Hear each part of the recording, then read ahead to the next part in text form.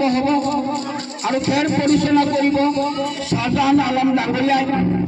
খেল পৰিচালনা কৰাৰ আগতে সকলো ৰাইজক সহায় সহযোগিতা কামনা কৰিছোঁ আৰু ভলণ্টিয়াৰসকলক চাৰিওফালে থাকিবৰ কাৰণে অনুৰোধ জনাইছোঁ।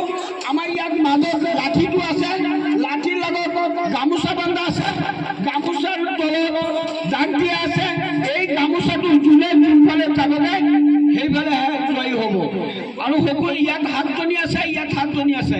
যোনে জয় হয় এই হাতজনীৰ ভিতৰত আমি পুৰস্কাৰ দিম আৰু এই খেল উপভোগ কৰাৰ কাৰণে সকলো ৰাইজক ধন্যবাদ কৃতজ্ঞতা জনাইছোঁ।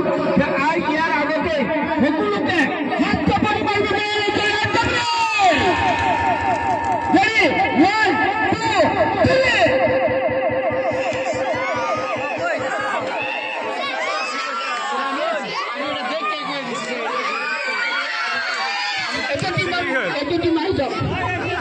এটা টিম